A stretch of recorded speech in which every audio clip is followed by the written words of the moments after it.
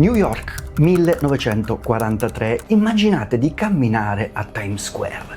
Le luci sono accese, la guerra è un eco lontano in Europa. Nessuno guarda al cielo con paura, eppure per un soffio quella tranquillità non è andata in frantumi. Esiste un fascicolo, infatti, sepolto per decenni negli archivi dell'aeronautica, che porta un nome in codice: Operazione S. Non era fantascienza, era un piano tecnico con aerei reali, piloti reali e una finestra temporale studiata per agire.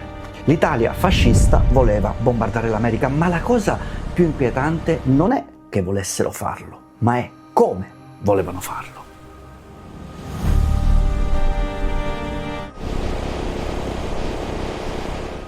Questa è la storia di un'ossessione, di come l'Italia voleva dimostrarsi in grado di competere col gigante americano, di entrare in casa sua e irriderlo. Questa è l'Operazione S, che non avvenne soltanto perché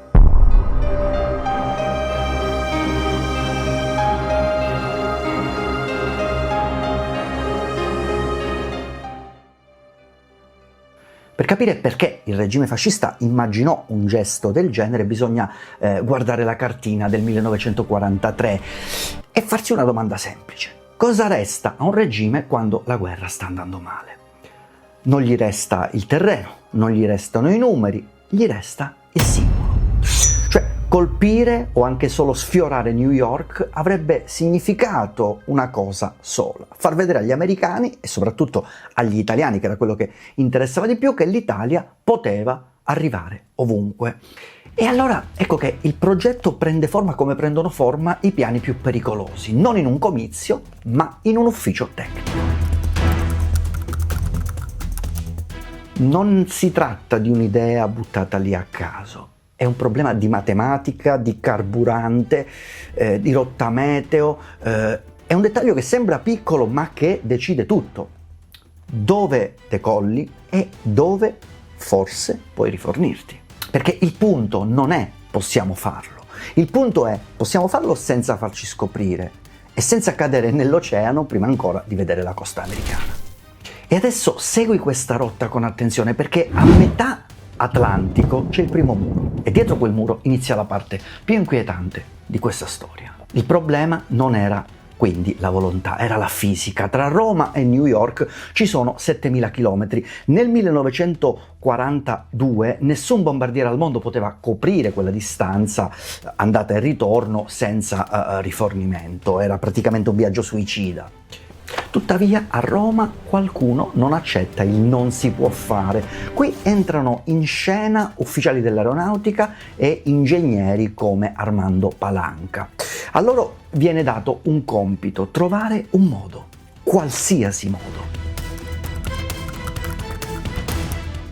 La prima soluzione è un mostro marino, il Kant Z511, l'idrovolante più grande al mondo. L'idea è folle: farlo ammarare in mezzo all'Atlantico, rifornirlo da un sommergibile e farlo ripartire. Sembra un film di James Bond, ma i test furono fatti davvero.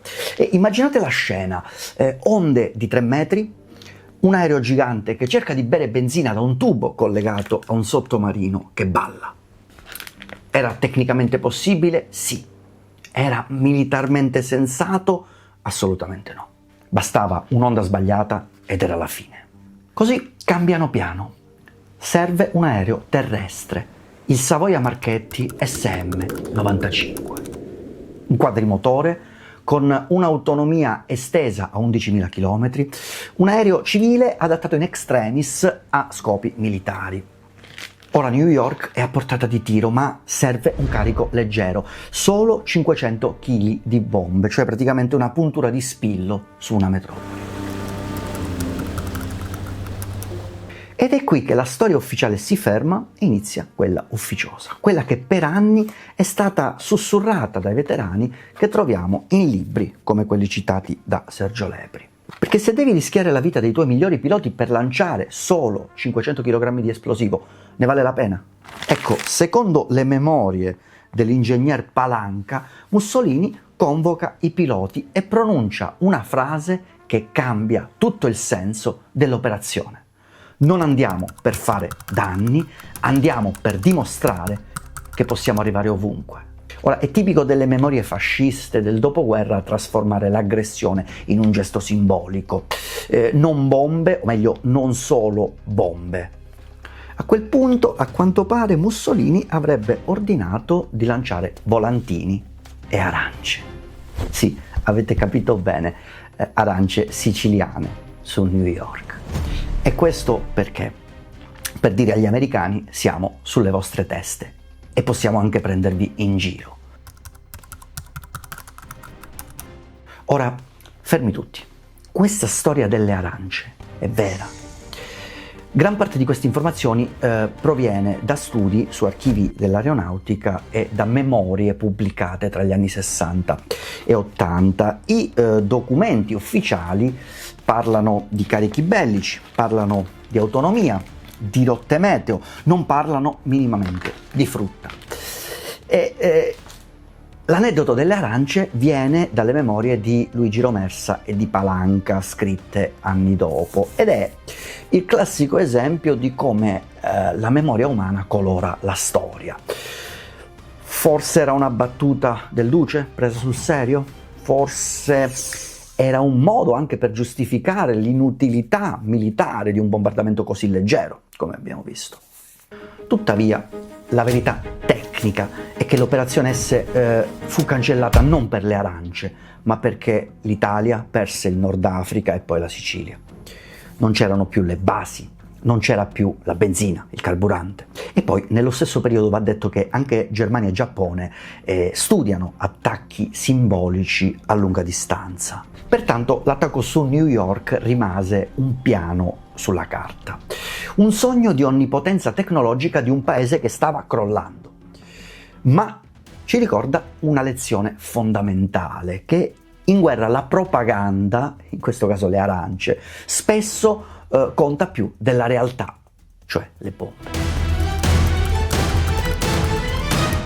E attenzione, l'Italia non era l'unica a sognare missioni impossibili. Un anno prima, nel 1942, gli americani fecero qualcosa di simile con Tokyo, il raid di Doolittle. In pratica 16 B-25 decollarono sulla portaerei Hornet, un'operazione pensata fin dall'inizio come una sorta di salto nel buio.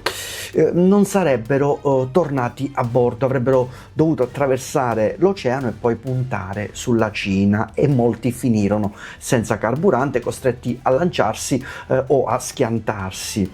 Ora, i danni furono limitati, ma il messaggio era di una portata enorme: non siete intoccabili. E qui sta la differenza. Loro lo fecero davvero, noi restammo in bilico tra progetto e propaganda. L'operazione S non racconta cosa l'Italia poteva fare, racconta cosa voleva sembrare. E se questa storia ti ha colpito, sappi che gli archivi in generale sono pieni di piani impossibili come questo. Se vuoi che ne apriamo altri, fammelo sapere nei commenti. Io sono Carlo Minervini e questa era una storia che doveva essere raccontata anche grazie al suggerimento di uno di voi. Io vi ringrazio, e se vi va lascio qui a schermo l'ultima inchiesta sull'isola infestata di Poveglia e vi aspetto ancora qui per un nuovo enigma.